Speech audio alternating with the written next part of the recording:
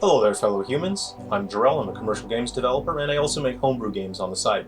Today, I want to share some of my advice and some thoughts to help you decide which retro gaming handheld device would best fit your needs. And if you were shopping around for one, I'd like to share my advice and experience with some of the brands and the models that I've tried and taken a look at. I'm also going to offer some advice on avoiding some of the what is basically just a scam and a trap.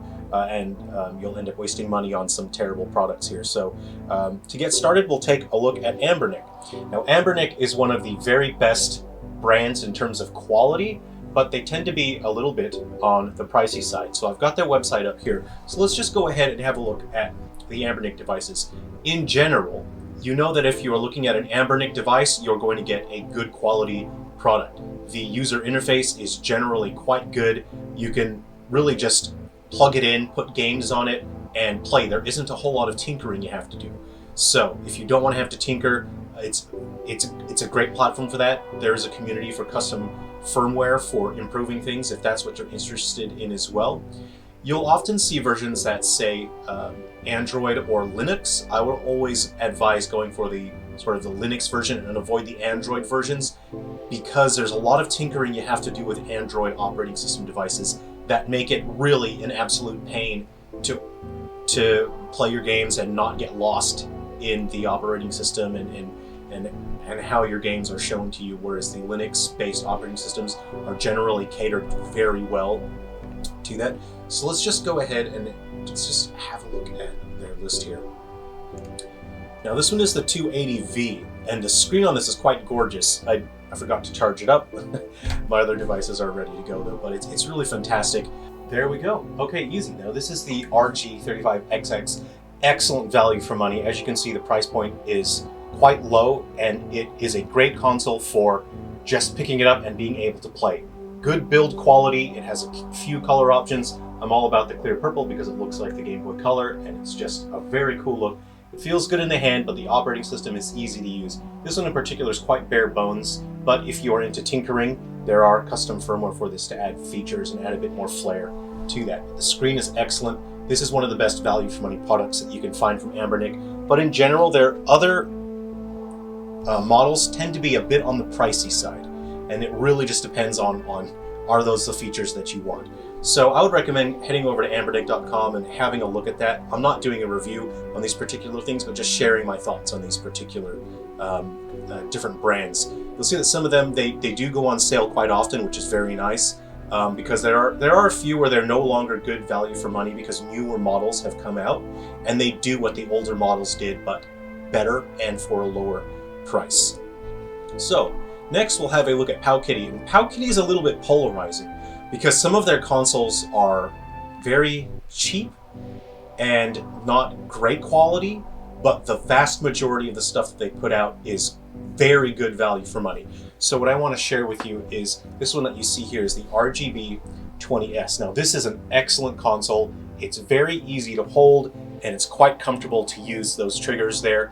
You can see Virtual Boy running there. This is a screensaver they have on there, which is a really nice flair, as if you leave the console sitting, it'll just sort of go through and show footage from games.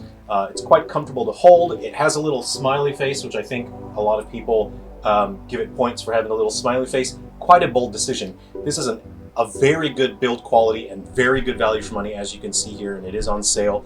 It goes on sale from time to time, and it's quite powerful. It can play PSP games. It does DS, but a little on the slow side, but you can see the screen is quite fantastic here. So Powkiddy in general is the brand that gives you the best value for money.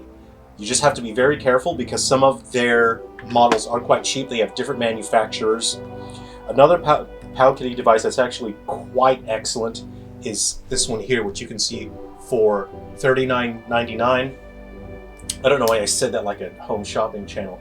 All right, everybody, for just $39.99, one easy payment of $39.99, you call today, call right now. It's not as good a quality in terms of build. Like it feels a little cheaper, but it is a very low entry point of price. It has a nice clamshell device, so if you're worried about your screen getting scratched, this is a device that you want. I'm more likely to take this device with me places because I can put that in my pocket. I'm not really worried about it getting scratched or damaged. There's in no way that I would take a device like this and put that in my pocket because I'd end up scratching the screen. So I keep that in a case, which of course makes it difficult to bring around with me. So something like this is quite ideal because it's quite tough. In general, you hear good things about the durability of this product. The screen isn't quite as nice. You see a little bit of the matrixing, a little space between the pixels.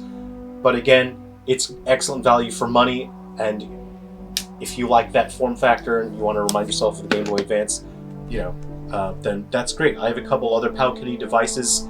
And in general, very good value for money. Some things are not good value for money. It really varies from product to product. And again, some of them are a little on the cheap side and they feel a little bit underwhelming. Something like this here is not great. I would avoid things like that. Their older stuff, not so great, but their current products that they've been rolling out have been very competitive.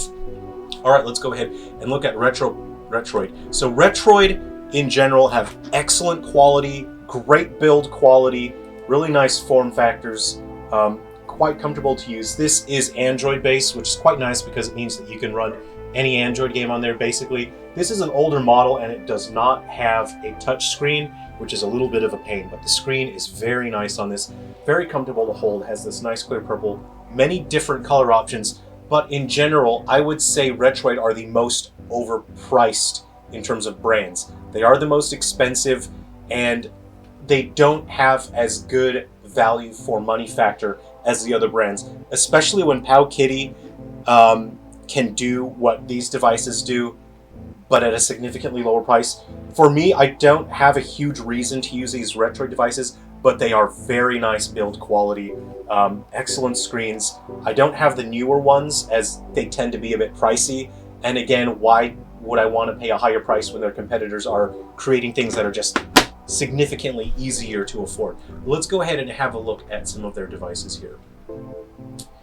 You can see that they tend to stick to this form factor here, and for me personally it gets a little boring because they're just doing the exact same form factor again and again. They're just repeating it over and over. They don't really innovate in terms of bringing something new and exciting to people. So those are the options. Looks like those are on sale at the moment as well. So for me personally, they're good quality, but their competitors are eating their lunch, as I think the hip young kids would say these days.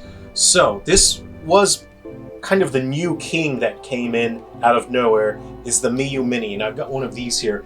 And this is excellent, but if you have big old Bigfoot hands, this may be a very difficult console for you to play.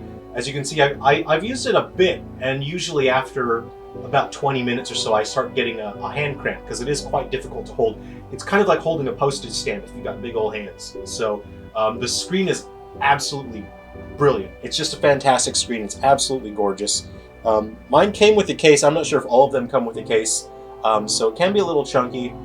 Again, the screen is gorgeous, but I would not just stick that in my pocket for risk of scratching the screen. I would always put that in a case. But excellent screen, excellent value for money, great hardware. It's great at playing games. This is really an excellent device, and they're improving it. They've got new models rolling out. I couldn't find their official website, but if you go to AliExpress, type in Miyoo Mini, have a look there. So this is an excellent device, and it's one of the absolute best for just plug and play, put your games on there, play it and enjoy. And I forgot to say, with the Retroid devices, I have to do a lot of tinkering to get this to work. It's very annoying getting stuff and setting up your own way to display your games and all of that. It's very fiddly. So if you don't want to waste a bunch of time fiddling, I would avoid the Retroid stuff. The Powkiddy, I've never really had to tinker. That stuff just works out of the box. It works without having to do anything extra. The Miyoo Mini works out of the box. It's great. You can put your games on there and play however you like. So that's great. Have a look at there. They have new models coming out, new colors. I'm a little bit sorry that I bought this one as early as I did, because sometime after they came out with the clear purple and clear blue, and they look really cool. So let's have a look at the PiBoy DMG, which has dropped in price a bit, but this is generally the most this is the most expensive option, but also the most premium. It's extremely powerful. You can see you got a bunch of stuff on there. It is running Raspberry Pi, And this, out of all the other handhelds I have, I would say this one is the most powerful, and it's the most capable. It can play many things. It plays Dreamcast games okay. You can plug into your TV with HDMI, you know, so this will handle many things. It'll handle many things very well. It even has buttons on the back. You can adjust, replace those with some that come with a kit when you buy it, and they can sort of stick out a bit to make them easier to press, but I like the flush buttons on the back there for L and R. And you have those buttons there. That pushes down. I'm not sure if that actually does anything. But this takes a huge amount of fiddling, and because of that, it's the one that I use the least these days, because it's fiddly to put ROMs on there, to adjust things. You know, I was working, I spent like a week working on extending this theme and adding more to that theme. It's so fiddly, and for some reason now it stopped showing up on my network. I have to run it through a wireless network, and then I load games on there. For some reason it won't show up on my network anymore, so I can't put new games on it. So it's so fiddly, it's quite irritating, and if you just don't have the time for that, this is a terrible option. It's also quite expensive. You can see there's USB ports up there if you want to plug in other controllers. I connect Bluetooth PS4 controllers.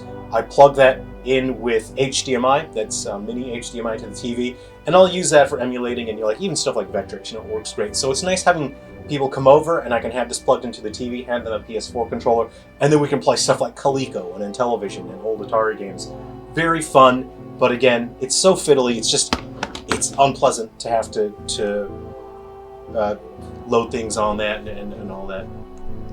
So this is one of the newer ones, and this is just fantastic. This is the lowest priced one that I'll discuss today. It's extremely affordable, very easy to pick one of these up, and they're great. They come preloaded with a bunch of games. The screen is okay for this price. I'm shocked at how good the screen is at this price. It looks so great, and again, I don't know why I sound like a TV salesman when I'm saying that. But go through the list here. This one's on sale, but how much is shipping? So, and often, sometimes listings will lie. You have to open it up and make sure you select the correct item.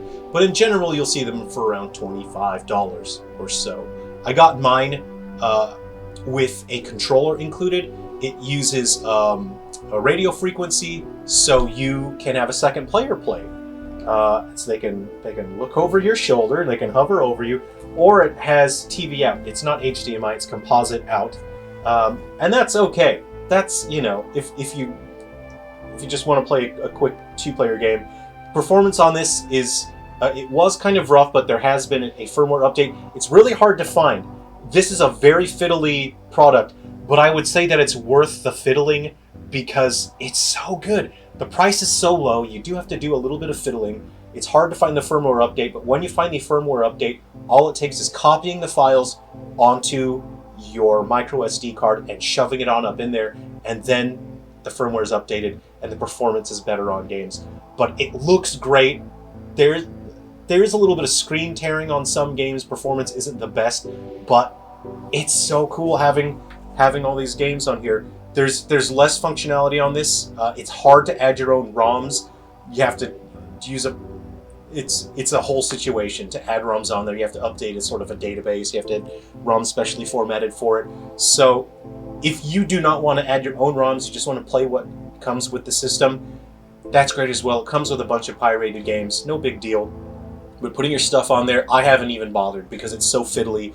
And all these other systems, like the Anbernic, this guy, you can just, that just works. You just put that, you put your games on there, you copy and paste it. And I'm pretty sure some of these I've used to just plug into the TV with the HDMI out to play games. So yeah, those are my thoughts. I've got one bonus one here.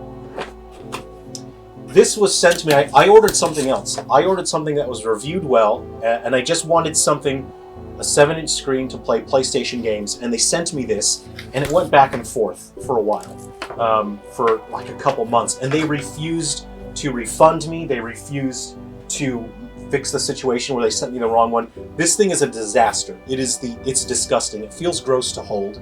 The screen is horrendous. It's awful to look at. It's sluggish and choppy. Even running Game Boy Color, NES games is sluggish and choppy. The buttons feel disgusting.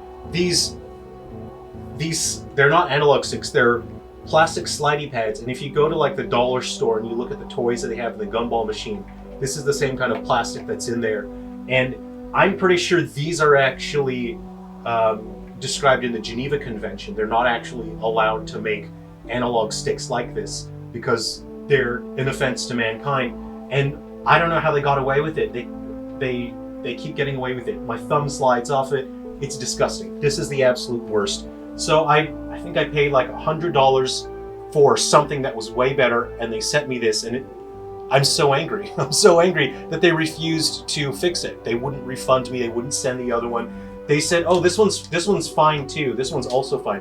The screen's disgusting. It uses one of those little, it's like this almost the diameter of a needle, and you got to plug it in there, a little barrel jack. That is very. If you lose that, you're not going to be able to charge this guy. The screen is dim. It has a blue cast to it. It's disgusting. If you see something like this, avoid it. Do not buy anything that looks like this. It's garbage. You're going to be so angry. You will not be happy. The battery doesn't even last that long anyway, so I don't ever turn that thing on because I have these great devices here. So those are my thoughts. I hope that was helpful to you. And if you'd like to see more stuff like this, let me know in the comments below. You can also like and subscribe. I'm developing games. I'm launching a new game in about a month or two called Clash Your Ball. So thanks to everyone for watching, and let's go ahead and thank our patrons. I want to thank everyone who has contributed to Patreon, both currently and in the past. Thank you so much. You guys have helped me keep the lights on in my game development studio. And special thanks to Nix, who has just signed up recently for the Patreon, so I really appreciate that. And your contributions will go towards Game Gear development. So I am now in the process of acquiring flashing hardware so I can create physical Game Gear games for you guys. And also, I only create homebrew games for consoles that I actually own. I like to put my games on the consoles and test my game development on console, so you guys make this possible. So I actually have new homebrew coming up that I'll be bringing to multiple platforms, so I'll share more details on the next video. I especially want to thank Jake for making a recent donation via PayPal. I really appreciate that, and I will put your contribution towards development on my upcoming homebrew for the Game Gear. And of course, I will make the ROMs free and available for everyone to enjoy. But also, our patrons will have exclusive access to Galaxy Drifter. I have a development build of Galaxy Drifter almost ready, and I will be posting that exclusively to the Patreon in the next day or so. So thank you to everyone on Patreon, and please look forward to trying Galaxy Drifter early in development. Take care, everyone. Thanks very much, and I'll see you soon.